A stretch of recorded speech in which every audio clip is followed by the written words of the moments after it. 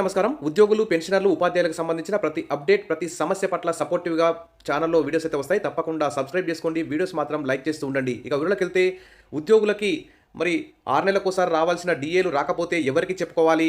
5 ఏళ్లకోసారి ఇవ్వాల్సిన పీఆర్సీ ఇవ్వకపోతే ఎవరితో మొరపెట్టుకోవాలి? మరి పీఆర్సీ ఆలస్యమైనందుకు మధ్యంతర భృతి ఇవ్వాలని ఎవరితో చెప్పుకోవాలి? మరి ప్రజాప్రతినిధులతో చెప్పుకోవాలా? తర్వాత మంత్రులతో చెప్పుకోవాలా? లేకుంటే ముఖ్యమంత్రితో ఆహ్, చెప్పుకోవాలా? లేకుంటే కోర్టుకెళ్ళి కేసులు వేయాలా? మరి ఎవరికి చెప్పుకోవాలో అర్థం కాని పరిస్థితిలో ఉద్యోగులైతే సతమతమవుతున్నారు. 2 తెలుగు రాష్ట్రాల్లోనూ ఒక్కొక్క ఉద్యోగి లక్షల్లో నష్టపోతున్నారు. ఇప్పటికీ ప్రభుత్వాలు ఏర్పడి 2 సంవత్సరాలు అయినా గానీ ఇంతవరకు ఉద్యోగుల సంక్షేమంపై అయితే అసలు దృష్టి పెట్టడం లేదు. మరి పేరుకు 2 తెలుగు రాష్ట్రాల్లో 3,00,000 కోట్ల బడ్జెట్ అయితే ప్రవేశపెడుతున్నారు. అందులో ఒక 30,000 కోట్లు ఉద్యోగులకు కేటాయిస్తే ఉద్యోగులు కూడా ఉద్యోగుల సంక్షేమం కూడా ప్రభుత్వం తీసుకున్నట్టు ఉండేది. కేవలం వివిధ వర్గాల ప్రజలకి లక్షల కోట్లు ఖర్చు పెట్టి సంక్షేమ పథకాలు, ఉచిత పథకాలు అందించడంలో ముందుంటున్న తెలుగు రాష్ట్రాల ప్రభుత్వాలు మరి ఇటు ఆ పథకాలను అమలు చేస్తున్న ఉద్యోగులను, పెన్షనర్లు అయితే అసలు పట్టించుకోవడం లేదని చెప్పుకోవాలి. మరి 3,00,000 కోట్ల బడ్జెట్ ప్రవేశపెడుతున్నామని గొప్పలు చెప్పుకుంటున్న తెలుగు రాష్ట్ర ప్రభుత్వాలు మరి ఉద్యోగులకు కనీసం 30,000 కోట్లు మంజూరు చేసి వారి యొక్క ఆర్థికేతర సమస్యలన్నీ పరిష్కరిస్తే బాగుంటుంది. వారు ఎన్నోసార్లు ధర్నాలు చేస్తున్నారు, సమ్మెలు చేస్తున్నారు, వినతి పత్రాలు ఇస్తున్నారు, పెన్ డౌన్ చేస్తాం, చాక్ డౌన్ చేస్తాం, ఉద్యమ కార్యాచరణని షెడ్యూల్ ప్రకటిస్తున్నారు, మళ్ళీ వెనక్కి తగ్గుతున్నారు. కానీ వారి యొక్క బాధలు అయితే తీరడం లేదు. వారి యొక్క పీఆర్సీలు రావడం లేదు, డీఎల్ రావడం లేదు, ఐఆర్ రావట్లేదు. వారికి పిల్లలు లేరా? వారి పిల్లలు చదువుకోవడం లేదా? మరి స్కూళ్ళలో చదవాలంటే ఫీజు లక్షల్లో పెరిగాయి. వారికి ఉద్యోగులకు హెల్త్ ఖరాబ్ అయితే మరి కార్పొరేట్ హాస్పిటల్ పోతే లక్షల్లో మరి వైద్య ఖర్చులు అవుతున్నాయి. తర్వాత సరెండర్లు పెట్టుకుంటే ఆ బిల్స్ కూడా వెంటనే మంజూరు కావడం లేదు. జీపీఎఫ్ బిల్స్ తాము సొంతంగా దాచుకున్న డబ్బులు కూడా అప్లై చేసుకుంటే కనీసం 2 ఏళ్లైనా రావడం లేదు. పీఆర్సీ ఏరియర్స్ ఇంతవరకు పూర్తి కాలేదు. మరి కేంద్ర ప్రభుత్వం లాగానే మరి 10 ఏళ్లకోసారి పీఆర్సీ ఇస్తారో ఏమో అర్థం కావడం లేదు. ఇప్పటికే దాదాపు పీఆర్సీ గడువు దాటి 2 సంవత్సరాలు దాటిపోయింది. ఈ విధంగా 2 తెలుగు రాష్ట్రాల టీచర్లు, ఉద్యోగులు, పెన్షనర్లు అందరూ కూడా చాలా బాధలు ఎదుర్కొంటున్నారు. మరి ఈ బాధలన్నీ ఎవరికి చెప్పుకోవాలి? ఆల్రెడీ చాలామంది అయితే కోర్టులో కేసు వేస్తున్నారు. రిటైర్మెంట్ అయిన వారికి బెనిఫిట్స్ రావడం లేదు అని కోర్టు కూడా అనేక మంది కేసులు అయితే వేస్తున్నారు. ఇటీవల సుప్రీంకోర్టు, హైకోర్టులు కూడా మరి ప్రభుత్వానికైతే ఆదేశాలు జారీ చేస్తున్నాయి. ఉద్యోగుల యొక్క ఉచిత పథకాలను ఆపండి, ఉద్యోగుల సంక్షేమాన్ని కూడా చూసుకోండి అంటూ సుప్రీంకోర్టు, హైకోర్టు తీర్పు ఆర్డర్లు జారీ చేసినా కానీ ప్రభుత్వం అయితే పట్టించుకోవట్లేదు. మరి ఇలాంటి సందర్భంలోనే ఒక రాష్ట్రంలోని ఉద్యోగులైతే ఏం చేశారో చూద్దాం.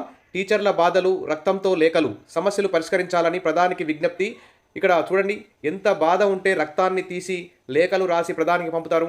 రాష్ట్రంలో జీతాలు పెంచాల్సినటువంటి ముఖ్యమంత్రి, ఆర్థిక శాఖ మంత్రులు వీరందరూ అసెంబ్లీలో నిర్ణయం తీసుకొని, క్యాబినెట్లో నిర్ణయం తీసుకొని ఉద్యోగుల యొక్క బాధలన్నిటి ఆర్థికేతర సమస్యలు పరిష్కరించాలి. కానీ ఇక్కడ ఎంత బాధ, కడుపులో ఎంత బాధ ఉంటే, ఎంతో అన్యాయానికి గురైతే కానీ ఈ రక్తంతో లేఖలు రాసేటటువంటి పరిస్థితి అయితే ఉండదు. ఇక్కడ చూద్దాం. టీచర్ల బాధలు, రక్తంతో లేఖలు, సమస్యలను పరిష్కరించాలని ప్రధానికి విజ్ఞప్తి. పదోన్నతుల కోసం నెల రోజులుగా ఉత్తరాఖండ్లో ఆందోళనలు. పాత పెన్షన్ సహా 34 డిమాండ్ల సాధనకు, అంటే పీఆర్సీ, మధ్యంతర భృతి, డీఏలు పెండింగ్లో ఉన్నాయి, ట్రాన్స్ఫర్స్, ప్రమోషన్లు, ఈ విధంగా 34 డిమాండ్లతో కూడినటువంటి లేఖలను, వినతి పత్రాలు ఎన్నిసార్లు రాష్ట్ర ప్రభుత్వానికి విజ్ఞప్తి చేసినా పరిష్కరించకపోవడంతో విసుగు వేసారి గత్యంతరం లేని పరిస్థితిలో మరీ రక్తంతోటి లేఖలు రాసి ప్రధానికి ఈ లేఖలు అయితే పంపించారు. 34 డిమాండ్ల సాధనకి పోరాటం అయితే ఉత్తరాఖండ్ టీచర్లు అయితే మొదలుపెట్టారు. మరి ఇలాంటి పరిస్థితే మరి ఏపీ, తెలంగాణ ఉద్యోగులకు కూడా వస్తుందా అనేటువంటి భయం అయితే కలుగుతుంది. కాబట్టి అసెంబ్లీ సాక్షిగా ఇటీవల ఎన్నోసార్లు క్యాబినెట్ మీటింగ్ పెడుతున్నారు. అసెంబ్లీ సాక్షిగా కూడా ప్రతిపక్షాల వారు అడిగినా కానీ ఏపీలో అయితే పరిశీలిస్తున్నాం అని చెప్తున్నారు. పరిశీలించితే ఏముంది అక్కడ? అదేమన్నా చిన్న ఒక మాటతో అయిపోయింది. ముఖ్యమంత్రి స్థాయిలో నిర్ణయం తీసుకుంటే ఒక నిమిషంలో అయిపోయే పని. మధ్యంతర భృతి వెంటనే 30% ఇవ్వాలి, పీఆర్సీ కమిషన్ వెంటనే ఏర్పాటు చేయడం, తర్వాత పెండింగ్ డీఏలో కొన్ని విడుదల చేయడం, పెండింగ్ బిల్స్ కొన్ని విడుదల చేస్తే ఈ ఉద్యోగులు అయితే చాలా హ్యాపీగా ఉండేవారు దసరా కానుకగా. కానీ ప్రభుత్వం అయితే చాలా బ్యాడ్ న్యూస్ చెప్తుందని చెప్పుకోవచ్చు. ఇలాంటి పరిస్థితి ఉత్తరాఖండ్ ఉద్యోగులు ఎదుర్కొన్న పరిస్థితి మన తెలుగు రాష్ట్రాలు కూడా వస్తుంది అనేటువంటి భయం అయితే కలుగుతుంది. సగటు సాధారణ ఉద్యోగులు అయితే ఇంకా మేల్కోవాలి.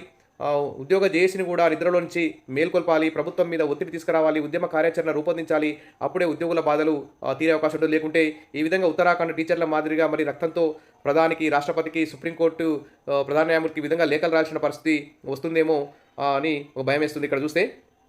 ఇక సమస్యలు వివరిస్తూ రక్తంతో లేఖలు రాసిన ఉత్తరాఖండ్ ఉపాధ్యాయులు. ఉత్తరాఖండ్లో ఉపాధ్యాయులు తమ సమస్యల పరిష్కారం కోసం వినూత్న రీతిలో నిరసనకైతే దిగారు. ఏళ్ల తరబడి అపరిష్కృతంగా ఉన్న డిమాండ్లను ప్రభుత్వం పట్టించుకోవడం లేదని ఆరోపిస్తూ ఓ ఉపాధ్యాయుడు ఏకంగా తన రక్తంతో ప్రధాని నరేంద్ర మోడీకి లేఖ రాయడం తీవ్ర చర్చనీయాంశంగా మారింది. రాష్ట్ర ప్రభుత్వం తమ గోడును వినకపోవడంతో ప్రధాని దృష్టికి తీసుకెళ్లేందుకు ఈ మార్గాన్ని ఎంచుకున్నట్టు ఆయన తెలిపారు. వివరాల్లోకి వెళ్తే ప్రధానంగా పదోన్నతులు, బదిలీలు, పాత పెన్షన్ పథకం పునరుద్ధరణ, ఇతర డిఏలు, పీఆర్సీలు, పెండింగ్ బిల్లులు, ఏరియర్సు, ఈ విధంగా ఇలాంటి 34 డిమాండ్లపై టీచర్లు అయితే ఆందోళన చేస్తున్నారు. రాష్ట్రంలో ప్రిన్సిపాల్, లెక్చరర్ వంటి కీలక పోస్టులు చాలా ఏళ్లుగా ఖాళీగా ఉన్నాయని, 25 నుంచి 30 ఏళ్ల సర్వీస్ పూర్తి చేసిన ప్రమోషన్లు లభించడం లేదని ఉపాధ్యాయులు ఆవేదన వ్యక్తం చేస్తున్నారు.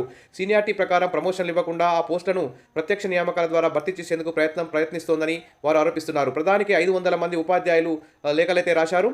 ఉపాధ్యాయ సంఘం ప్రాంతీయ అధ్యక్షుడు రామ్ సింగ్ చౌహాన్ తెలిపారు. సహాయ నిరాకరణ ఉద్యమంలో భాగంగా టీచర్లు కేవలం బోధనకే పరిమితమై ఇతర విద్యేతర పనులను బహిష్కరించినట్లు ఆయన వెల్లడించారు. ఈ క్రమంలోనే చంపావత్ ప్రభుత్వ ఇంటర్ కళాశాలలో అసిస్టెంట్ టీచర్గా పనిచేస్తున్న రవి బాగోటి తన రక్తాన్ని సిరాగా మార్చి ప్రధానికి లేఖ రాశారు. రాష్ట్ర వ్యాప్తంగా వేలాది మంది టీచర్లు గత నెల రోజులుగా ఆందోళన చేస్తున్న ప్రభుత్వం స్పందించడం లేదని, అందుకే ప్రధాని జోక్యం చేసుకోవాలని కోరుతూ ఈ లేఖ రాసినట్లు పేర్కొన్నారు. మరి అసలు ప్రధానికి రాష్ట్ర ప్రభుత్వ ఉద్యోగులకు జీతాలు పెంచడానికి ఎలాంటి సంబంధం లేదు. కానీ ఉద్యోగులు గత్యంతరం లేని పరిస్థితిలోనే రాష్ట్ర పరిధి దాటి జాతీయ స్థాయికి ప్రధాని స్థాయికి ఉత్తరాన్ని రాయడం అంటే చాలా అన్యాయమని చెప్పుకోవచ్చు. మరి ఉద్యోగుల కడుపులో ఎంత బాధ ఉంటే కానీ ఈ రక్తంతో లేఖ రాసి పంపరు. మరి తెలుగు రాష్ట్రాల్లో కూడా ఇదైన పరిస్థితి వచ్చే అవకాశం ఉంది. ఏ రాష్ట్రంలో లేనన్ని డిఏలు మన రాష్ట్రాల్లో పెండింగ్లో ఉండడం, మరి ఉద్యోగులను అయితే లక్షల్లో నష్టపోతున్నారు. కాబట్టి వెంబడి తెలుగు రాష్ట్ర ప్రభుత్వాలు ఉద్యోగులు, పెన్షనర్లు, ఉపాధ్యాయులకు సంబంధించి ఆర్థికేతర సమస్యల పరిష్కారానికి ఉద్యోగ సంఘాల జేఏసీని చర్చలకు పిలిచి వారికి అనుకూలంగా మరి 3 లక్షల కోట్ల బడ్జెట్లలో ఎంతో 30,000 కోట్లతో ఉద్యోగుల సమస్యలన్నీ దాదాపు పరిష్కరించుకునే అవకాశం ఉంది. ఉద్యోగులు కూడా హ్యాపీగా చూసుకోవాల్సిన అవసరం ఉంది. త్వరలో 2 తెలుగు రాష్ట్రాల్లో స్థానిక సంస్థల ఎన్నికలు కూడా రాబోతున్నాయి. ఈ ఎన్నికల ముందు 2 తెలుగు రాష్ట్రాల ప్రభుత్వాలు వెంటనే ఉద్యోగుల యొక్క ఆర్థికేతర సమస్యలను పరిష్కరించాలి. వారికి రావాల్సినటువంటి పీఆర్సీ కానీ, డిఏలు కానీ, మధ్యంతర వృత్తి కానీ, ఈహెచ్ఎస్, రిటైర్మెంట్ బెనిఫిట్స్, తర్వాత జీపీఎఫ్ బిల్స్ వెంటనే మంజూరు చేయాలి. సరెండర్ బిల్స్ అప్లై చేసుకు వాటిని కూడా వెంటనే అకౌంట్లో పడే విధంగా చూడాలి. ఏరియాస్ మొత్తం కూడా వెంటనే క్లియర్ చేసి ఉద్యోగులకు దసరా, దీపావళి కానుక ఇస్తారని చెప్పేసి అందరూ కూడా ఎదురు చూస్తున్నారు. ఇప్పటికైనా సగటు సాధారణ ఉద్యోగులు కూడా మేల్కొని ఉద్యోగ జేఏసీని కూడా మేల్కొల్పి ప్రభుత్వం మీద ఒత్తిడి తీసుకొచ్చి తమ యొక్క కష్టాలని తీర్చుకోవాలి. పీఆర్సీలు, ఐఆర్లు, డిఏలు వచ్చే విధంగా కృషి చేయాలి. మరి ఫస్ట్ విజ్ఞప్తులు చేస్తున్నారు, వినతి పత్రాలు ఇస్తున్నారు, సమ్మెలు, ధర్నాలు చేస్తే అరెస్టు చేస్తున్నారు. అసలు ఇలాంటి ఏ విధంగా ప్రయత్నం చేసినా ఉద్యోగ సంఘాలు, ప్రభుత్వాలు అయితే దిగి రావడం లేదు. అసెంబ్లీలో కూడా ప్రతిపక్షాల వారు నిలదీసినా కానీ సింపుల్గా పరిశీలిస్తున్నామని తప్పించుకుంటున్నారు. ఇలా ఉద్యోగులను అసలు అన్యాయం చేయడం మాత్రం అన్యాయం. దసరా, దీపావళి గిఫ్ట్గా ఉద్యోగులకు సంబంధించిన ఆర్థికేతర సమస్యలను పరిష్కరిస్తారని చెప్పి 2 తెలుగు రాష్ట్ర ప్రభుత్వాలు వివిధ దిశలో ఆలోచిస్తాయని చెప్పేసి అక్టోబర్ 3వ తేదీన ఏపీ క్యాబినెట్ మీటింగ్ కూడా ఉంది. అక్టోబర్లో తెలంగాణ క్యాబినెట్ మీటింగ్ కూడా ఉంది.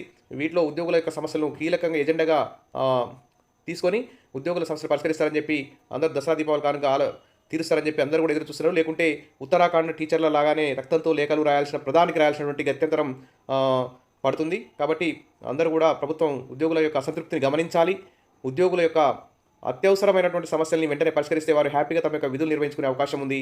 దసరా, దీపావళి గిఫ్ట్ ఖచ్చితంగా ఉద్యోగులకు 2 తెలుగు రాష్ట్ర ప్రభుత్వాలు ఇచ్చి తీరాలి. ప్రతి సంవత్సరం ఏ రాష్ట్రంలోనైనా కేంద్ర ప్రభుత్వం కూడా ఒక్క డిఏ కూడా పెండింగ్ లేకుండా, పీఆర్సీ కూడా ఆలస్యం లేకుండా ఇస్తుంది. కేంద్ర ప్రభుత్వంతో పాటుగా రాష్ట్ర ప్రభుత్వాలు కూడా అనుసరించాలి. ఇప్పుడు పరిస్థితి చూస్తే మాత్రం ఇంతవరకు పీఆర్సీ కమిషన్లే ఏర్పాటు చేయలే ఏపీలో. మరి పీఆర్సీ వచ్చే వరకు 10 ఏళ్ళు పట్టే అవకాశం ఉంది మొత్తం.